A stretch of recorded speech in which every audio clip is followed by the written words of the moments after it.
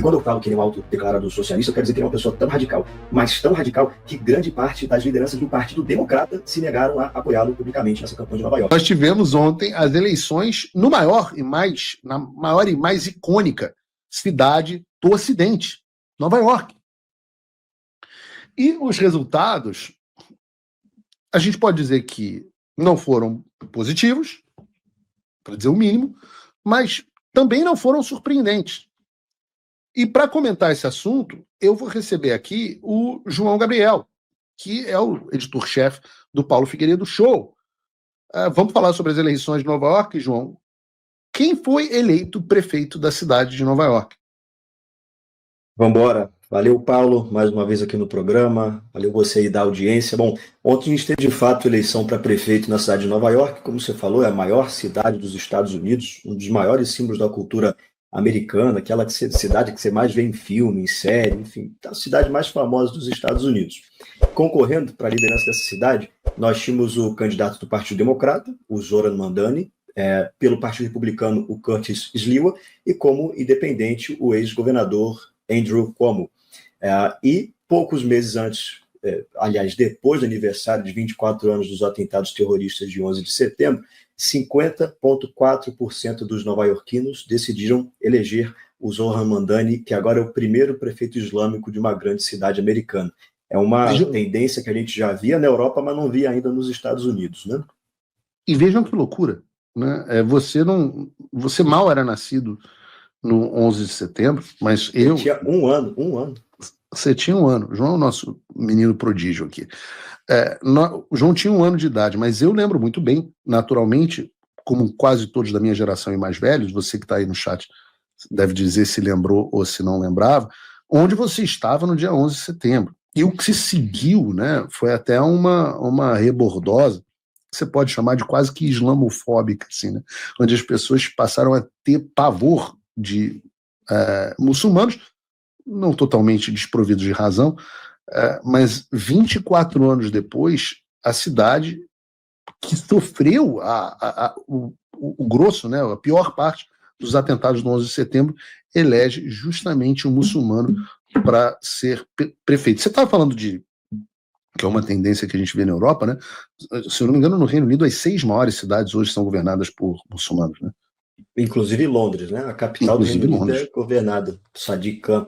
E isso é muito interessante, inclusive, porque ainda durante a campanha eleitoral, o Mandani ele se reuniu com o Siraj Warraj, que, de acordo com os promotores de Nova York, é um dos co-conspiradores não indiciados por outro atentado no World Trade Center, que ocorreu em 93, muitos anos antes do 11 de setembro, e que resultou na morte de 6 pessoas.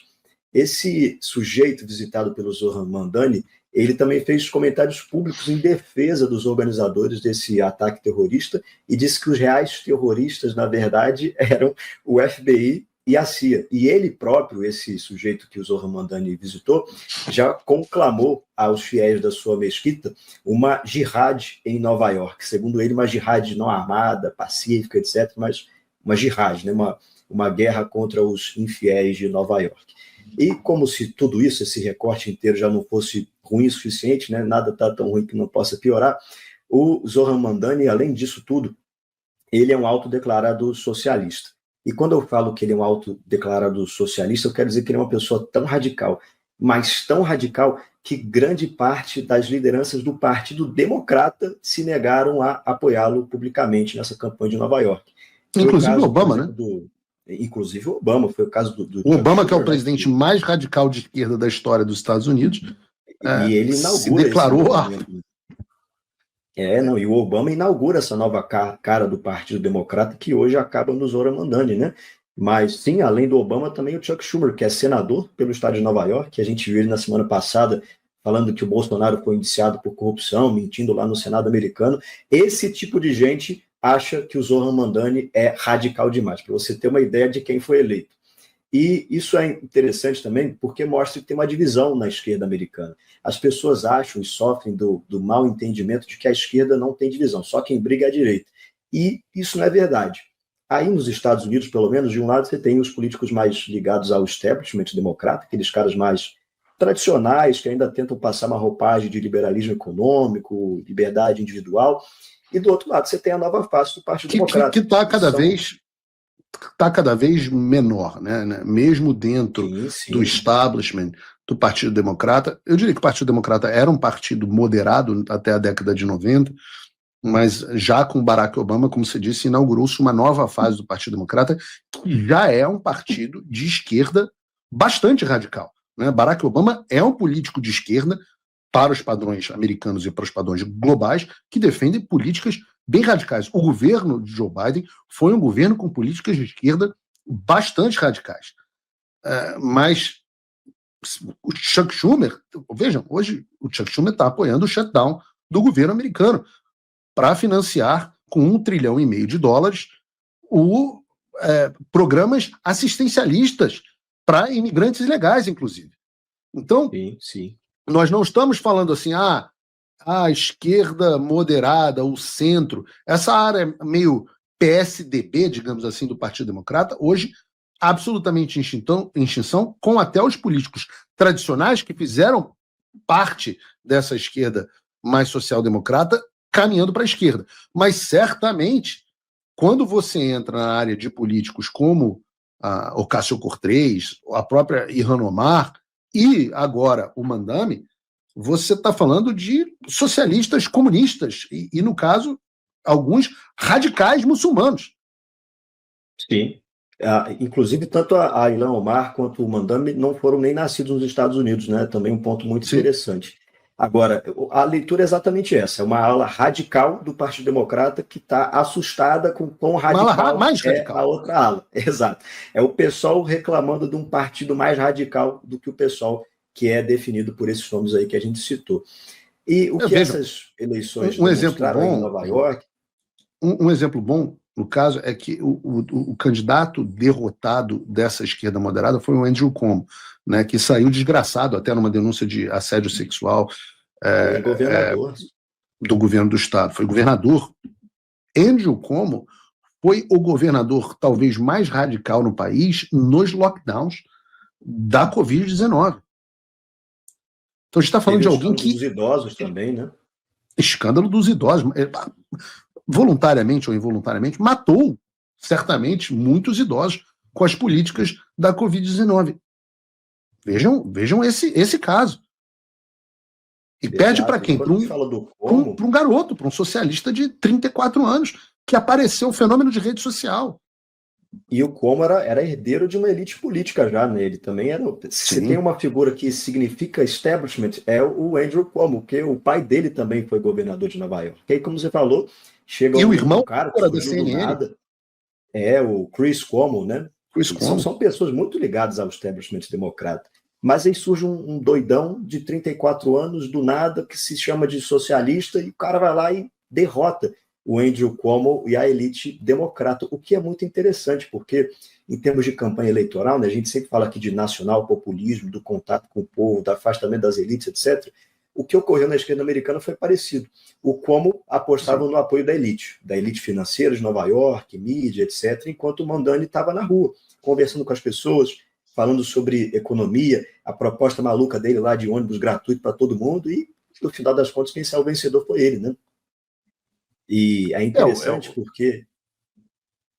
Pode falar.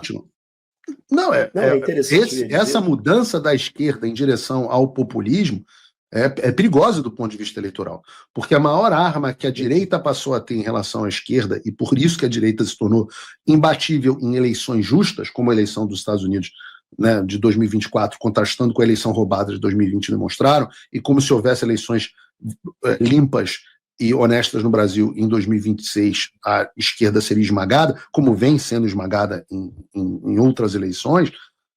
A vantagem da direita está essa conexão com as pessoas comuns. Isso que a gente está falando de uma direita que apoia operações contra o tráfico e uma esquerda que defende o tráfico. Então, a grande arma da direita é a direita ser populista e a esquerda ser establishment. Não é uma questão tanto de ideologia, é uma questão de conexão com as vontades populares. As pessoas, quando você tem um candidato de esquerda que consegue, como o Mandani, capturar a ideia da conexão com o povo, e que seja com o povo esquisito de Nova York, porque o povo de Nova York é muito esquisito. Eu me lembro de andar em Nova York e olhar, eu praticamente morei em Nova York, era a minha segunda cidade, eu trabalhava em Nova York nos anos ali de 2011 a 2015, 2016, e já não era Nova York áurea, né? Mas eu via muitas pessoas bonitas em Nova York. Você andava nas ruas de Nova York, as pessoas estavam bem vestidas, bonitas, pessoas arrumadas, né? Toda a ideia dos yuppies, daquela aquela estética, né? Você pode até voltar para Mad Men, né? Os homens da Madison Avenue. Hoje em dia parece que você está entrando no hospício, né, cara? O hospício. Quem ficaria bem em Nova York? A comentadora especialista de política pública do Castelo Rá-Tim-Bum. Rapaz, ela tem a cara de nova-iorquino, viu? Porra, em Nova York ela tava ali normal, tranquila. No Texas, as pessoas iam olhar para essa mulher como se ela fosse o que de fato ela parece ser um alienígena. Mas em Nova York é uma pessoa comum. Então, não me surpreende que um candidato que apareça falando a linguagem daquelas pessoas esquisitas derrote um candidato do establishment. Sim, com certeza.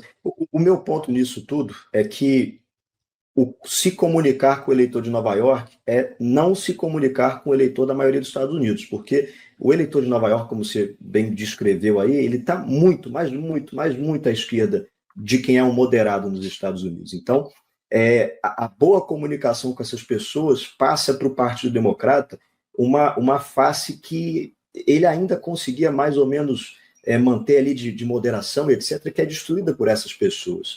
E aí são duas brigas, né? O Zoran Mandani agora tem uma briga com o establishment democrata, a governadora de Nova York, a Kathy Hochul, já falou que não vai apoiar o plano maluco dele de aumento de impostos, você vai falar sobre isso aí daqui a pouco também. E a outra oposição o Partido Republicano vai ficar explorando em cima dessa imagem, a maior cidade dos Estados Unidos, palco do 11 de setembro, eleger uma pessoa que tem contatos com pessoas que conclamam jihadis e que apoiam o terrorismo, essa mesma pessoa se declara socialista e essa mesma pessoa é a cara do Partido Democrata. Lembrando que ano que vem tem as eleições de midterm, de meio de mandato, e assim, é muito ruim para o Partido Democrata ter à frente dele pessoas como o Zoran Mandani. Ao meu ver, isso só favorece o Partido Republicano eleitoralmente. O tic-tac acabou. Vieram as sanções de visto contra os ministros do STF e a Lei Magnitsky para cima do Alexandre de Moraes. Pela primeira vez o jogo começou a virar. Mas isso não foi por acaso. Foi fruto de muito trabalho. E só aconteceu graças ao apoio de muita gente. Mas ainda há muito a ser feito. Se você quer que eu continue com essas ações e com o meu jornalismo independente, não tem outro caminho. Você precisa me apoiar agora. É só entrar em www.paulofigueiredoshow.com/apoie e usar o cupom da descrição. Com pouco mais de $5 por mês, você já se torna meu apoiador. E com 49 você entra para o grupo dos patronos Gold. Você não quer parar por aqui, quer?